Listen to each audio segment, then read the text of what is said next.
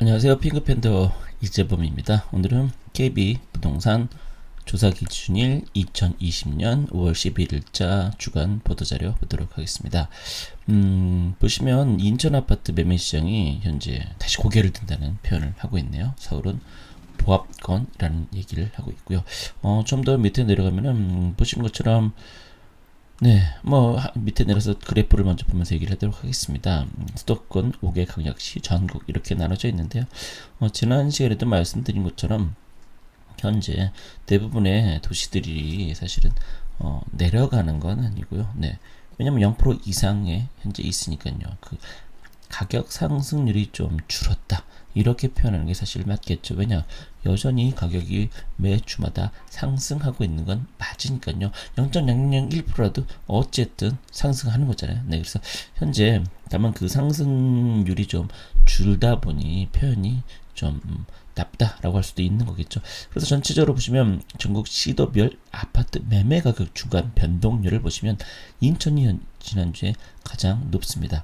네, 그 중에서도 또 대전, 경기, 그런 다음에 경북, 강원은 현재 안 좋은 상태인데요. 인천이 이렇게 높은 것에 대해서는 표현을 뭐라고 했느냐면요. 밑으로 이렇게 쭉 내려가시면은 여기서 그 가장 큰 이유가 그 연수구 때문이라는 표현을 합니다. 네, 그래서 그러니까 만약에 수인선 개통 때문이라고 하는데요. 수인선 개통이 어떤 것 때문에 그런 건지 잠깐 보면 이렇습니다. 현재 수인선이 1단계, 2단계를 그동안 이미 돼서 개통이 돼서 되고 있었어요. 그래서 한마디로 말해서 저 오이도역에서 인천역까지 현재 개통이 돼서 운행을 하고 있었습니다. 그래서 이 중에서 보시면 이제 연수구 쪽이 가장 많이 좀 영향을 받고 있었다. 그래서 연수 원인제 인천 노년 소래포구 이런 데들이 이제 수인선으로 그동안 가고 있었기 때문에 좀 4호선으로 좀 전철을 타고 강남 접근성이 좀 그나마 좀 좋아졌다. 물론 이제 광역버스를 타시는 분들이 더 사실 많기는 합니다. 근데 그러다가 최근에 여기 밑으로 보시면 한대역에서 수원까지 가는 노선이 새로 이번에 수인선 3단계가 뚫렸습니다. 곧 뚫릴 예정입니다. 그러다 보니까 사람들의 기대 심리에 의해서 여기 있는 연수가 그렇게 된 게 아닌가 이렇게 예측을 하고 있는데요. 근데 또 한편으로는 그렇게 치면 사실 까놓고 얘기해서 요 한대 요 근처에 있는 아파트가 오히려 더 각광을 받아야 되지 않나요? 네, 그래서 차라리 제 생각에는 연수구보다는 요 한 대, 왜냐면 더구나 사실은 송도가 가격이 사실은 싼 건 아니잖아요. 네, 그런 면에서 볼 땐 한 대 근처에 있는 아파트를 찾아보시는 게 오히려 낫지 않을까 생각이 듭니다. 물론 또 이제 수인선이 또 현재 이렇게 되는 이유는 수인선이 수원까지 가잖아요. 또 수원에서 신분당선이 또 이쪽 수원 쪽으로 온다 이렇게 되다 보니까 사람들이 많이 기대를 하고 있는 게 아닌가라는 생각을 네, 하고 있습니다. 어쨌든 네, 이렇게 볼 수 있고요. 그런 다음에 밑으로 다시 내려 서울 구별 아파트 매매 가격 주간 변동률을 보시면 현재 서대문, 구로, 관악 이런 쪽들이 현재 가격 상승을 주간으로 했었고요. 송파, 양천, 서초, 강남 이런 쪽들이 현재 상황이 안 좋습니다. 그래서 강남이나 오른쪽은 계속해서 안 좋은 걸로 좀 추세가 이어지고 있다라고 할 수 있는데요.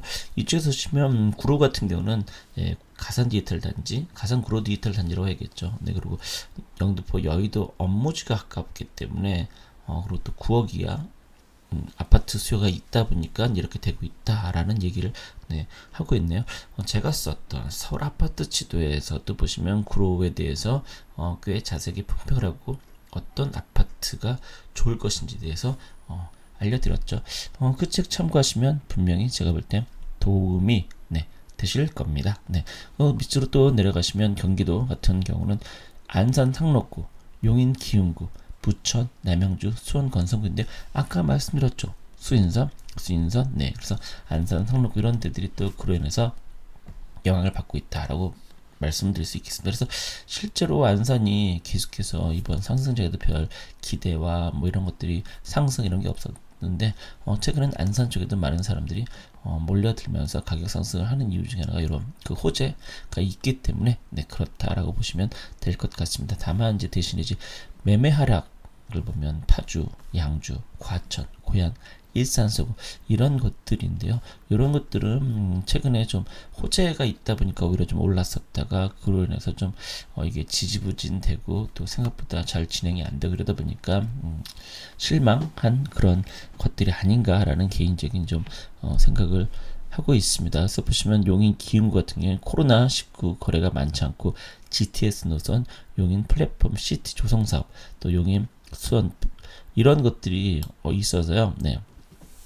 현재 되고 있다라고 되어 있고요. 네, 그래서 그 용인 같은 경우도 그런 면에서는 네, 주목할 필요가 있지 않나라는 생각도 들고 있습니다. 자, 그리고 전세 가격도 보시면 계속해서 현재 보합 중이다. 이렇게 볼 때 이제 보합이다라는 표현이 가장 무난하다고 할 수 있겠죠. 왜냐면 0.03, 1, 이런 정도니까, 네.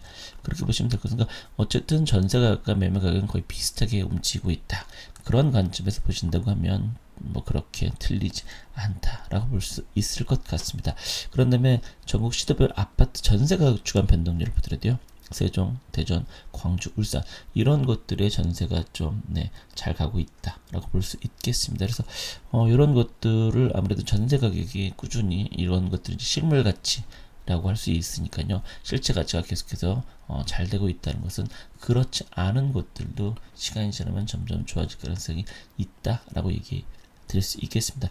그래서 보시면 강남이 보시면 계속해서 전세 가격은 상승을 하고 있습니다. 물론 강남 가격이 떨어진다 오른다 우리가 무슨 주제 넘게 그런 거 얘기할 건덕지가 있겠습니까? 사실은 강남을 걱정하는 이유가 전혀 솔직히 없긴 하죠. 그렇다 하더라도 보신 것처럼 현재 대체적으로 전세 가격은 오히려 상승하고 있다는 거 보실 수 있겠습니다. 그리고 경기 인천 같은 경우를 보시면 현재 수원 영통구, 수원 관성구, 군포, 용인 기흥구, 남양주 이런 곳들이 전세 가격이 상승을 하고 있다는 것을 볼 수 있습니다. 그래서 특히 수원 쪽 보면 전세 상승률이 현재 되고 있는데요.